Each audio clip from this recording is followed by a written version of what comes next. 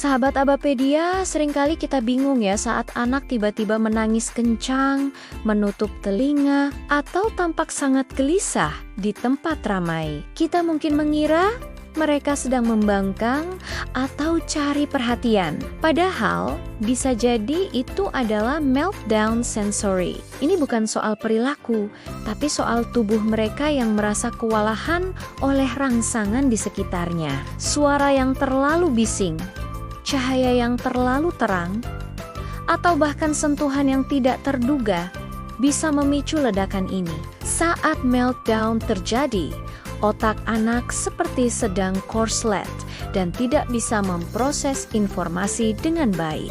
Fokus utama kita bukan mengontrol perilakunya, melainkan mengurangi beban sensori itu dan mengembalikan rasa aman. Jadi, apa langkah cepat yang bisa kita lakukan? Langkah pertama, segera kurangi rangsangan dari lingkungan. Jika memungkinkan, ajak anak pindah ke tempat yang lebih tenang. Bisa jadi itu sudut ruangan, pojok kelas, bahkan di dalam mobil. Ciptakan gua aman untuknya. Kita bisa bilang dengan lembut, "Kita istirahat dulu ya, Nak. Sini, ikut mama ke tempat yang lebih nyaman." Anak mungkin belum bisa bilang, "Aku nggak tahan, berisik banget," tapi tubuhnya sudah memberi sinyal tangisan, menutup telinga, atau keinginan untuk lari. Itu semua adalah cara tubuhnya berkomunikasi. Tugas kita adalah peka membaca sinyal itu. Selanjutnya, turunkan volume komunikasi kita. Ini penting banget. Saat meltdown, otak anak tidak mampu mencerna instruksi yang panjang dan rumit.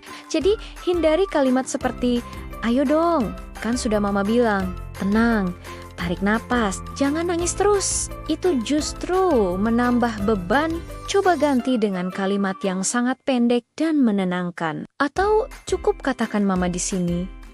Atau, "Ayo nak, kita tarik napas pelan-pelan ya." Gunakan nada suara yang rendah dan lembut. Percayalah, satu kata yang menenangkan jauh lebih efektif daripada 1000 nasihat di saat seperti ini.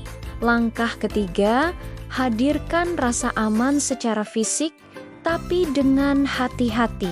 Beberapa anak merasa lebih tenang dengan tekanan yang mantap, seperti pelukan yang erat tapi lembut, atau ditutupi selimut yang agak berat. Tapi, jangan langsung memeluk ya, perhatikan dulu bahasa tubuhnya. Apakah ia justru menghindari sentuhan? Tawarkan pilihan. Kita bisa bertanya, "Kamu mau pelukan? Atau mau sendiri dulu? Mama tunggu di sini ya."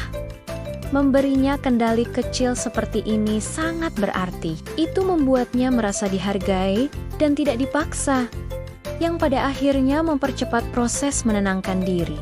Nah, yang keempat, ini seringkali jadi tantangan terberat. Jangan tergesa-gesa menghentikan ledakannya. Bayangkan, meltdown sensory itu seperti ombak besar. Kita tidak bisa menghentikannya di tengah jalan, tapi kita bisa menemaninya sampai ombak itu surut dengan sendirinya. Tugas kita sebagai orang tua atau terapis adalah menjaga situasi tetap aman, bukan memaksa anak untuk berhenti menangis lebih cepat, karena tujuan utamanya bukan anak harus diam, tetapi anak merasa aman dan kembali stabil. Biarkan prosesnya berjalan secara alami. Setelah gelombang reda dan anak sudah mulai tenang, barulah kita masuk ke langkah kelima. Bantu anak memahami apa yang terjadi. Gunakan bahasa yang sederhana untuk merefleksikan kejadian tadi. Contohnya, tadi di mall suaranya ramai sekali, ya. Tubuhmu jadi capek mendengarnya.